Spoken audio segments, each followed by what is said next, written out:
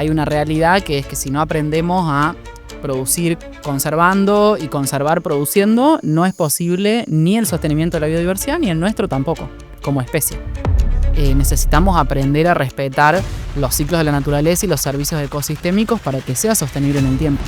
Cuando hablo de servicios ecosistémicos, un poco apuntamos a todas aquellas cosas que de alguna manera el ser humano no puede comprar, ¿sí? Lo que es la filtración de agua, la filtración de aire, la cantidad de insectos que hay en un espacio, todas esas cuestiones que por ahí nosotros no vemos, damos por sentada, pero que si esos ciclos no ocurren, hay problemas.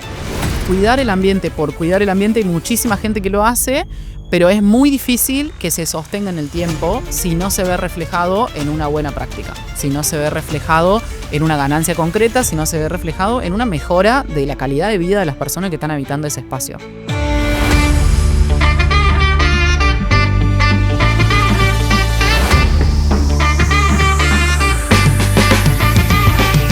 Hola, ¿cómo va? Un gusto recibirlos. Esto es Hagamos Circular la Palabra, acá donde nos encontramos habitualmente para hablar de cuestiones como la bioenergía, cuestiones que tienen que ver con el cuidado del ambiente fundamentalmente. Hoy vamos a recibir a Luisina Batistón, que es parte del Ministerio de Bioagroindustria. Conoce a Luisina Valeria Batistón, bióloga experta en restauración de agroecosistemas, jefa del área agroforestal del Ministerio de Bioagroindustria, lidera la plantación de árboles en zonas agropecuarias para recuperar servicios ecosistémicos y hacer el campo más vivo. Le apasiona viajar, bailar y escribir, dato que pocos saben, también es médica clínica. Recomienda el libro Into the Wild, una científica con alma aventurera y corazón verde.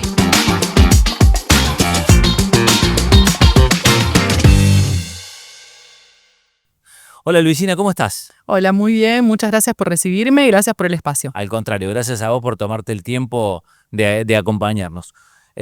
Vos sos bióloga y, bueno, parte del Ministerio de Bioagroindustria, ¿no? Soy bióloga, sí, estoy hace un tiempo como coordinando como jefa de área en el área agroforestal, que es parte del Ministerio de Bioagroindustria, específicamente de la Secretaría de Agricultura y Recursos Naturales. Bien.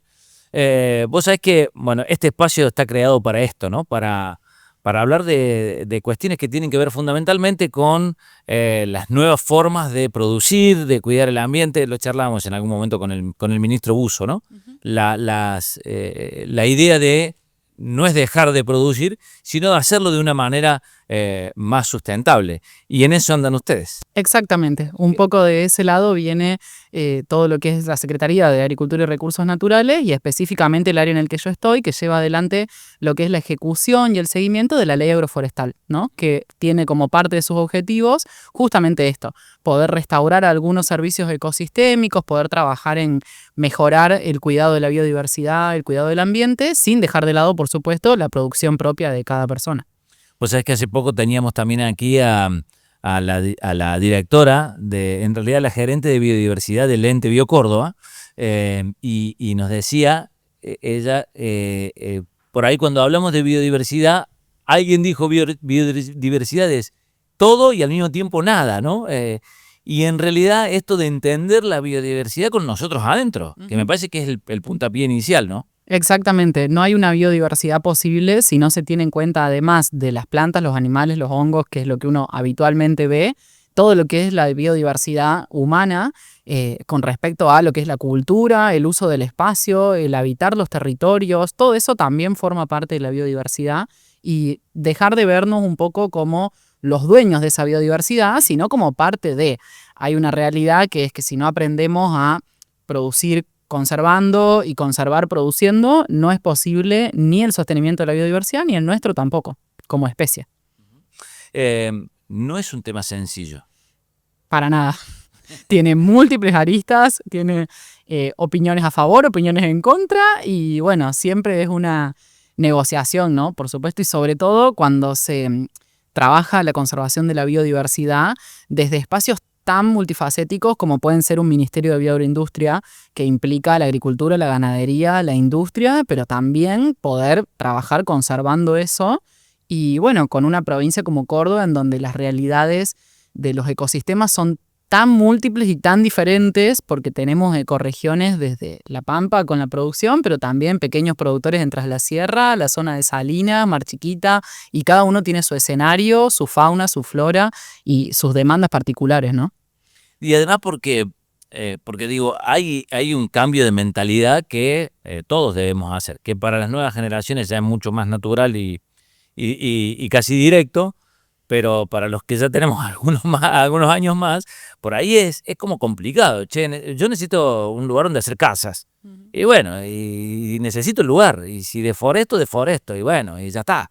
Y hay que empezar a entender que todo eso también tiene sus consecuencias, ¿no? Sí, por supuesto. Nosotros lo vemos mucho, bueno, habitamos todo el territorio porque parte de nuestro trabajo es viajar a todas las puntas de la provincia y vemos mucho esto del cambio generacional con el manejo de las producciones en los territorios, ¿no? Como sobre todo aquellos territorios que están manejados aún por ahí por los padres, por los abuelos o por otras generaciones, tienen una visión de la forestación, del bosque nativo, de los animales como muy diferente a la visión que tienen las nuevas generaciones, ¿no? Que ya vienen pensando como, bueno, no podemos utilizar este territorio sin encontrar la manera de conservar y de que siga teniendo beneficios para los seres humanos, pero también para el resto.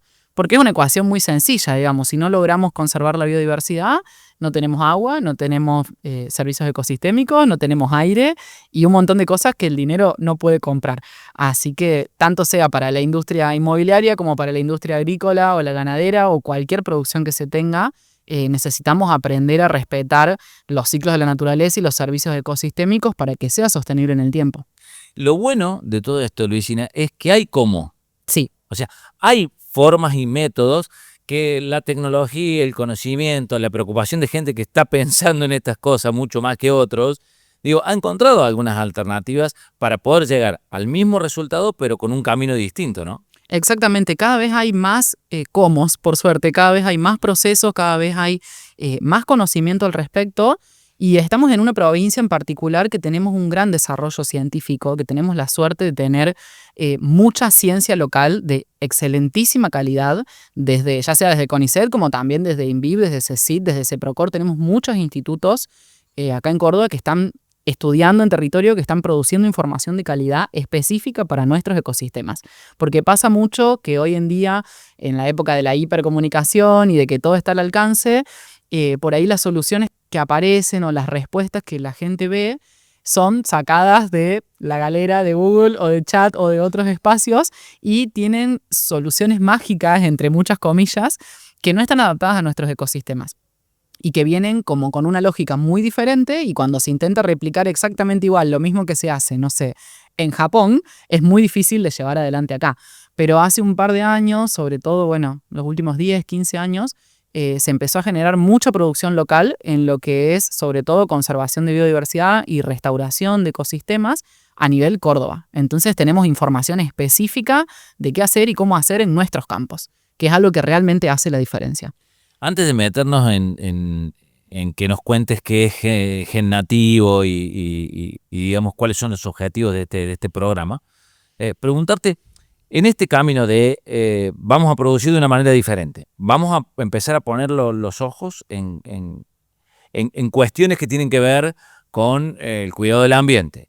¿Cómo hacemos para convencer a un productor? ¿Cómo hacemos para convencer a un desarrollista? ¿Cómo hago? Voy a llevarlo a otra escala. ¿Cómo hago para convencer a los países árabes que tienen todo el petróleo de que, tenemos que dejar de quemar petróleo porque tenemos un problema ambiental? O a China a que deje de quemar carbón. ¿O cómo hacemos? Bueno, no sé si hay una única respuesta y no sé si hay una respuesta como fácil. Claro, no sé si es tan fácil como decir checklist de se hace esto.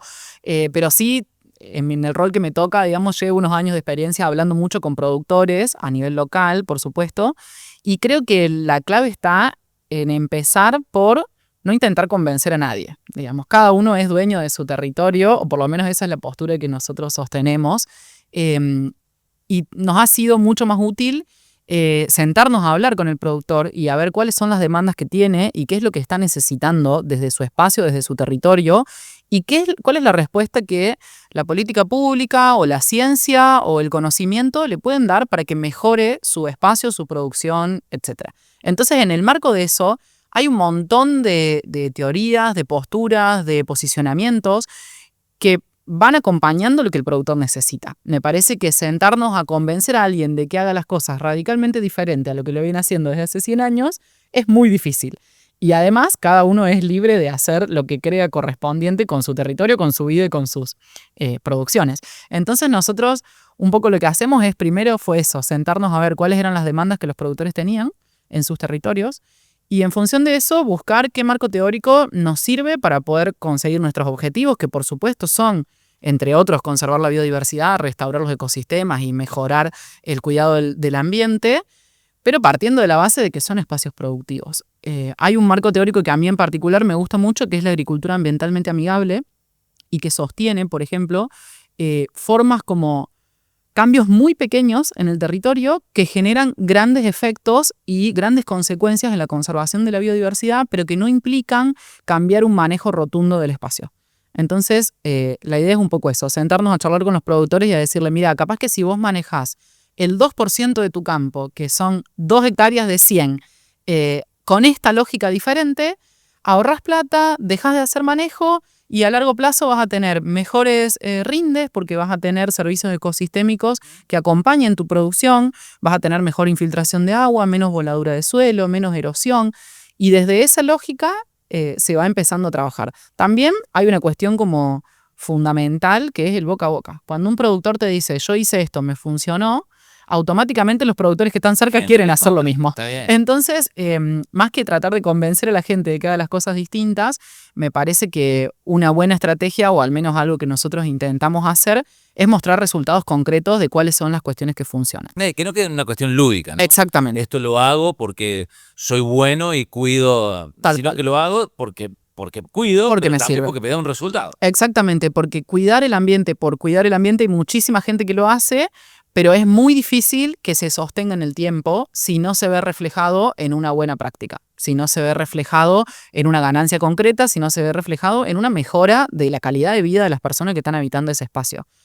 No solamente con lo que es forestación, sino también con las buenas prácticas agropecuarias, con un montón de conocimientos que fueron llevados a la práctica y que realmente funcionan, y es desde ahí que se les puede decir, mira, si haces esto, tu producción va a mejorar. Y no desde el cambio de vamos a cuidar porque somos altruistas. Porque no todo el mundo es altruista y no todo el mundo tiene ese objetivo. Entonces es una lógica más de acompañar justamente la producción, pero pensando en que la prioridad o el objetivo principal es que esa producción sea sostenible y sustentable en el largo plazo, y la única manera de hacer eso es respetar algunos ciclos de la naturaleza. Qué bueno desde el lugar que lo planteás, porque es cierto, nadie puede obligar a otro a que sea altruista, a que le guste. Yo charlaba con amigos cuando empezamos a hablar por ahí, estás compartiendo y decir, no, porque yo tengo un auto híbrido y ahorro en consumo, pero además me gusta porque a mí me gusta no contaminar. Y él me dice, a mí me da lo mismo. Lo único que me importa es que tenga potencia. Si tengo que quemar chorros de nafta, no me interesa. Bueno, cada uno, digamos, tiene su opinión y su forma de ver las cosas. Nos metemos ahora sí para que me cuentes este programa. Ese es el título. Es un programa. Gen nativo que van o ya han implementado o están por implementar desde Bioagroindustria. Sí, venimos implementando desde hace un tiempo ya. Un poco surge desde este lugar justamente de ver cuál era la demanda de los productores y de empezar a pensar, bueno, ¿cómo llevamos adelante? ¿Cómo logramos que la provincia tenga un piso ambiental mínimo en donde podamos tener la cantidad de árboles mínima que necesitamos para sostener los servicios ecosistémicos? Cuando hablo de servicios ecosistémicos, por ahí la señora que nos está escuchando en la casa, un poco apuntamos a todas aquellas cosas que de alguna manera el ser humano no puede comprar. ¿Sí? Lo que es la filtración de agua, la filtración de aire, la cantidad de insectos que hay en un espacio, aquellos insectos que se encargan de hacer polinización y que nos permiten tener frutos, tener frutas, tener hortalizas, tener verduras, tener producción. Todas esas cuestiones que por ahí nosotros no vemos, damos por sentada, pero que si esos ciclos no ocurren, hay problemas. Ya sea desde erosión, inundaciones, sequías, desajustes climáticos, extinción de algunas especies, invasión de otras especies que no son de acá y que terminan por ahí consumiendo mucho más agua de la que hay disponible. Bueno, cosas que a la larga la gente sí ve. cuestiones que, te estaba por decir eso, Luisina, Sí. cuestiones que por otra parte estamos viendo cada vez con más naturalidad, ¿no? O sea, tormentas tremendas que antes no teníamos, con un granizo inhabitual, con cambio climático, con especies que ya no tenemos, y digamos, ya es una cuestión que, digo, esto no lo puede negar nadie, ¿no? Exactamente.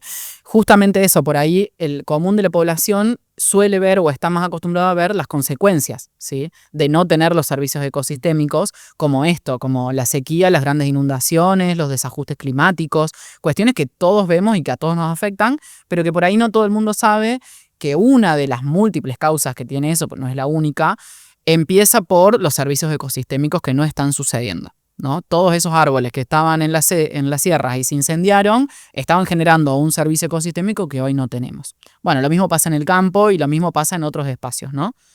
Si uno tiene la memoria, capaz que hace por ahí en la zona, yo soy de la zona pampeana, nací y criada en el campo, entonces en esa zona, en la zona pampeana, capaz que hace más de 100 años que no veíamos árboles porque la deforestación pasó hace mucho tiempo, pero sí nos acordamos de algunas especies que capaz que no son las nuestras, pero que están frecuentes y que ahora ya no están. Y la gente en el campo te dice, como ahora las tormentas de tierra son tremendas y antes no. Y sí, porque antes había árboles y ahora no.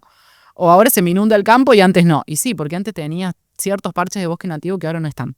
Entonces, pensando un poco en los servicios ecosistémicos, en esos servicios que hacen falta para el campo particularmente, como son la fijación de nitrógeno, la regulación del agua, que las plantas tengan agua disponible en la superficie, que tengan suelos de calidad, que tengan aves, insectos, seres vivos que controlen las plagas, todo ese tipo de cosas que se necesitan en el campo. Bueno, surgió un poco la demanda de que hacía falta árboles para poder generar este piso ambiental mínimo que necesita la provincia, que hoy no tenemos, y esos árboles no estaban disponibles. Era mucha cantidad de árboles, era mucha cantidad de hectáreas a las cuales el gobierno estaba solicitando a los productores a través de una política pública y de una ley provincial que se foresten y que no estaban disponibles. Empezamos a hacer un trabajo de investigación con un grupo particular de INVIV, de la Universidad Nacional de Córdoba y de CONICET, para ver cuál era la mejor forma de restaurar de alguna manera estos servicios en los campos. De ahí surgió una selección de especies que se adaptan mejor, que son nativas, que son leñosas, que no requieren un cuidado extremo, que sobreviven un poco a todo, carne de perro como le dice la gente. Y necesitábamos poder tener una producción grande de esas especies porque la demanda era muy alta. Y desde ahí surge, en vínculo con los científicos y en investigación, este programa de Gen Nativo que empezó como una prueba piloto, viendo cómo nos iba. En 2022 empezamos en Corralito, instalando un container que tiene adentro una cámara de germinación. Para decirlo en criollo, es como un gran gigante germinador que permite producir muchísima cantidad de plantas durante todo el año, que por ahí, si alguien no lo sabe, en Córdoba tenemos temporadas de producción de árboles mejores y temporadas peores. En invierno no se puede producir y en verano tampoco porque son temperaturas extremas que hacen muy difícil que las plantas germinen. Y con esta infraestructura lo que nos permitía era de alguna manera poder tener una producción sostenida todos los meses del año. Empezamos a trabajar mucho, a investigar mucho, con científicos, como decía, biólogos del INVIV, que nos ayudaron con todo lo que son las estrategias para hacer que esas semillas de nuestras plantas nativas germinen. Porque por ahí es algo que no sabíamos y que fuimos aprendiendo en el camino, que muchas de nuestras plantas requieren ciertos pasos particulares para salir. No es tan fácil. Pasos que en la naturaleza se dan genuinamente porque un pajarito se come la semilla y la larga en otro lado y ya está hecho el proceso, o porque se lo comió el zorro, o porque pasó un frío, pasó un verano en el medio y que, en un laboratorio hay que simularlos. Entonces aprendimos a simular esos tratamientos, investigamos mucho, sacamos estadísticas sobre cuál era el mejor tratamiento para cada especie. Y después de 1 año y pico de experiencia pudimos sostener la producción con mucho apoyo del ministro Bus, obviamente, y de la política pública. Logramos a través de un equipo de técnicos del ministerio copiar de alguna manera esa infraestructura, pero con un costo muchísimo menor, con una fabricación hecha en Córdoba. Este container venía desde otro lugar y tenía un costo altísimo. Así que simplificamos eso y pudimos armar una estructura que es transportable y construible en territorio y que es bastante más económica que el primero y que funcione igual, que esa era la parte importante, digamos, que tenga las mismas tasas de éxito. Y en 2023 empezamos a instalar estos gen nativos, son diseño propio, construcción y fabricación propia del ministerio en distintos lugares. Y bueno, hoy ya tenemos 5 funcionando en la provincia y tenemos 3 más en proceso y en proyecto para inaugurar, para armar. Algunos están funcionando, otros están en etapa de fabricación. Y estos espacios tienen una producción sostenida, lo cual nos permitió poder salir de alguna manera a hablar con los productores y a decirles, che, ahora sí tenemos las plantas. Y ahí pasaron un montón de cosas, pero bueno, pasaron muchas cosas. La más importante es que se viene sosteniendo una producción y que se vienen generando espacios de investigación, de producción y también de educación en distintos puntos de la provincia. Luisina, te escuchaba. Esto, capaz que lo que digo es una barbaridad, ¿no? Pero digo, esto nos va a permitir recuperar alguna de, por ejemplo, de las zonas quemadas por los incendios o deforestadas. Nos permite, no sé si al 100%, pero nos permite empezar a recrear eso y volver a tener esos servicios ecosistémicos de los que hablabas. Sí, en principio nosotros estamos más enfocados en recuperar todo lo que son las zonas de la zona pampeana y la zona de Espinal, que por ahí geográficamente vendría a ser lo que es el centro-sur este de la provincia, ¿sí? Que es donde, está la mayor cantidad de productores agrícolas y ganaderos de la provincia.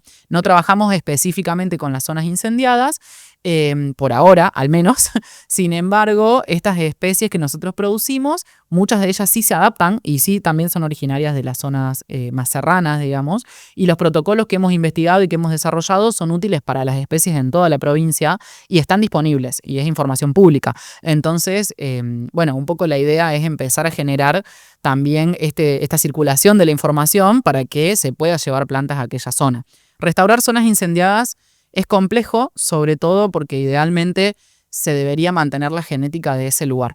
Entonces, por ahí cuando se produce un incendio, en el afán de querer recuperar algo de lo que se fue, la gente suele tener este entusiasmo de querer salir a plantar y no es por ahí lo adecuado desde la parte biológica, ¿no? Siempre lo mejor es dejar que las zonas se recuperen solas, ver que rebrota. En general esos espacios tienen un banco de semillas de especies nativas que son originarias de ahí, que está bueno, digamos, porque tienen esa propia genética que van rebrotando con el tiempo y si al año, a los 2 años eso no ocurrió naturalmente, ahí sí se puede empezar a intervenir con plantas, pero no es lo ideal salir a plantar y no es lo ideal salir a plantar semillas que vengan desde otros lugares, ¿no?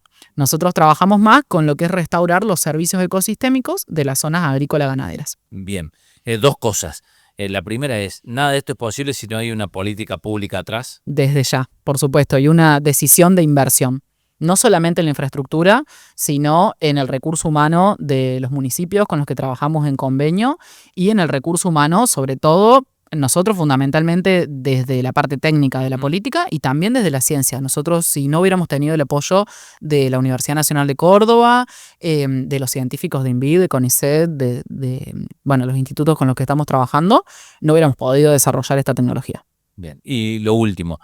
También hay que entender que no es una cosa automática. Digo, vos recién decías, después de 1 año y medio, todo lleva un proceso. Cuando hay cuestiones biológicas en el medio, yo siempre tengo esta como premisa, porque lo charlo con algunos de los ingenieros y con la gente que uno va hablando, cuando hay cuestiones biológicas de por medio, todo lleva un proceso que inevitablemente consume tiempo. Sí, y además que es prueba y error.